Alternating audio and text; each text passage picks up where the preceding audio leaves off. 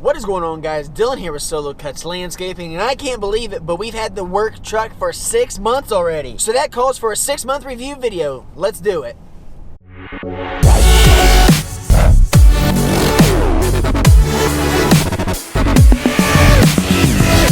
If you guys are new to the channel, please consider subscribing. I work full-time and run a lawn landscape company. I'm going to take you guys along the way, bringing some tips, tricks, and advice. We'll also be doing product reviews. So if you are new to the channel, please consider subscribing. So I don't think I've really covered the reason why I sold my GMC. So short story long, we were on our way home from my brother-in-law's first pro event, literally about 10 minutes away from home. Felt like I was riding the rumble strip that last 10 minutes, but I wasn't. Well, pulling through the driveway, my truck dumped all the transmission fluid out in my driveway. So ended up needing some type of transmission work. There was a case cracked or something that needed replaced. Well, I ended up dropping like 2,500 bucks. Now, leading up to that, I haven't really had any issues besides just wear and tear type stuff. It was an 03, it had 124,000 miles on it when I had sold it, but each thing got a little more expensive each time I had to fix it. But at the time of that breaking down, I was like 3 weeks away from leaving for Canada, and I had 3 landscape jobs, like full installs to get done before I left for Canada. It was just a horrible timing situation because I had no time to spare, get the jobs done, and get everything ready to go to Canada. So after that whole experience, my wife and I had talked, and we decided it was the best decision to just go ahead, sell the GMC, and get us a brand new, reliable truck. One that also had enough room for the family as well. Alright guys, so let's dive right on into this. Like I said, I can't believe we've already had the work truck for stinking 6 months. Holy crap, it's gone fast. But anyways, here we are. So, if you guys do not know, I will plug it in up here, that I did towards the middle of last year buy a 2018 Chevy Silverado 2500HD work truck. So we'll get right off the rip with one of the biggest questions. How has it been since I went from having a diesel motor to switching to a gas? You know, at first, right off the rip, I was kind of hesitant on my purchase. At first, I was kind of like, man, I could definitely tell that lack of power. I would say lack of power, but I could definitely tell the difference in, like, when I pushed that pedal down on my Duramax, I could just get up and go. It didn't matter what I was pulling. Now, with that being said, though, was that power completely necessary? And that's where I weigh in on the gas truck. So my thoughts and opinions on having the gas over the diesel. This truck has pulled everything I have access to pulling. My utility trailer with my mower on it, with a handful of yards of mulch, would probably be the heaviest on the utility trailer that I've done. Then the heaviest on the dump trailer has just been hauling some gravel. Needless to say, this truck has hauled everything absolutely fine. I have never once, since I've been pulling anything with this truck, thought that there was a lack of power. I never thought it was dogging to get up and go. Like I said, it's not that diesel power, I guess you'd say, where you can just rip it and roar, but at the same time, is that completely necessary with what I'm hauling, what I plan on hauling? Not really. So when we were shopping for a truck, there's a couple key things that I wanted in a truck. One, it was to make sure it had the vinyl floors. With that, it's going to be the work truck trim. I'm not too concerned about having leather seats and all that. I have new seat covers I need to put on this. I've really procrastinated on getting those on, but the leather seats was not a huge issue for me. So with the industry we're in, we're constantly covered in dirt, mud, grass, all that jazz. And I felt like having vinyl floors was the way to go versus having carpet. Super easy to clean up. You know, I could hose it out if I wanted to. And it really just made more sense to have that over carpet. Also, we needed to have the crew cab. My GMC, it was an extended cab. And with having our son, and then we're about to have a daughter, with our family growing, we needed more space. My wife, she drives a 2007 Honda Civic. It's a 4-door, but there isn't that much room. So if we were to take a family trip or anything, this is also going to have to accommodate those long trips. In my Duramax, my wife was having to sit pretty close up to the dash because the car seat had her pushed forward.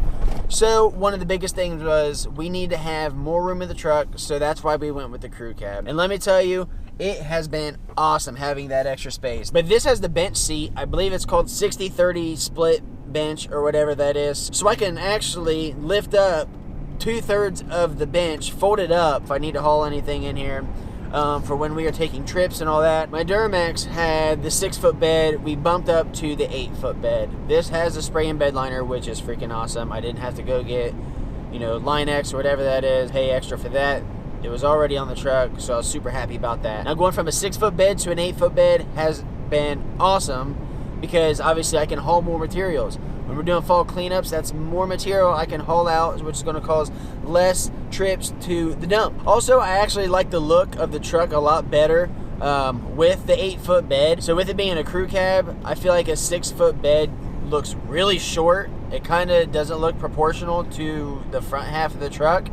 So I actually like the look of the 8-foot bed better than the 6-foot. So not only is it more functional for me, for what I need in my business, I also think it looks better. Also, I guess while we're talking about the bed, the backup camera. That is awesome. Instead of having to get out 5-6 times trying to line a trailer up, I can hit it on the first back every single time. Also, with having an 8-foot bed, it's a little bit of a depth perception issue in the mirrors. It's like if you're backing into a spot, I'm pretty sure I probably would have put my hitch into someone's front end had I not had that backup camera. So the backup camera I absolutely love. Now, one of the things that I do not like is the gas mileage. On my older Duramax, it wasn't programmed, it wasn't tuned, it was bone stock. All it had was a downpipe back, straight pipe exhaust. On the highway, I was getting like 23 to 24 miles per gallon on the highway. In this truck, I get like 13 and a half on the highway if I'm lucky. So that right there is a big difference. Now I know gas is cheaper than diesel and all that, so when I'm pulling my trailer, I'm getting like 10 miles to the gallon, versus when I was pulling with my Duramax, I was getting 17 to 18. So that's a big difference there. That's something I don't really like, but you know, it comes with the territory of having a gas truck. Now, I will say this. Now, I know people say that diesels get better fuel mileage and all of that, but I have heard kind of the opposite on the newer diesels with the DEF system and all the emission regulation deals that they have going on with those. The fuel mileage actually kind of sucks on them too. So you get a delete kit on them. Well, then you're throwing an extra, you know, $3,000 to $5,000, I'm not sure what it is, but a couple more $1,000 just to delete it. So I just didn't find it justifiable, you know, getting a Duramax just to get a little better fuel economy when I couldn't tell you how many miles I had to drive just to eventually match the dollars that I put into it. So I figured with it being a 2018, maybe you'll get a little better gas mileage now. You know, technology's advanced and all that. That's not the case. But it comes with the territory of having a 3/4 ton truck, long bed. So, you know, that's kind of the price you pay for wanting the bigger truck. So guys, with all that being said, I am 100% satisfied so far with the purchase of my truck. Yeah, I wish I could get better gas mileage, but hey, who doesn't? Everything else, I absolutely love. I love the room in the truck. I love the look of the truck. The truck drives super smooth. I love how it pulls. So I would absolutely recommend this truck to anyone. Also about it, guys, I'm not one way or another for Chevy, Ford, Dodge. To be completely honest, I looked at all three trucks, and when it came down to it, the work truck, trim truck of each one of them, I like the look of the Chevy truck because the Chevy truck had the bigger LCD monitor. The Ford's I felt like was only like a little tiny square at that. I've never been a huge fan of the Dodge interiors. I like the front ends of the Chevys. I really do like the front ends of the Fords, but to me, I felt like the Chevy was a better look and a better fit for what I was looking for in a truck. We are almost at 11,000 miles already. I bought this thing with a couple hundred, so we are definitely putting the miles on it. That's what it's there for. We are here to put it to work. This is our family vehicle as well, so this is our main driver. So anyways, guys, I hope you guys enjoyed this video. Nothing too crazy. Just wanted to give my input and thoughts on my work truck since we did hit that 6-month benchmark. So as always, guys, if you are new to the channel, please consider subscribing. Give this video a big thumbs up if you enjoyed it. Leave a comment down below, and I'm interested to know, what kind of work truck do you guys run? Do you guys run an old beater? Do you guys run a newer truck? Half ton, 3/4 ton, 1 ton? Let me know what your guys' work truck is down in the comments below. All right, guys, until next time, we'll see you in the next video. Yeah. After I get it, I reinvest. After I get it, I reinvest.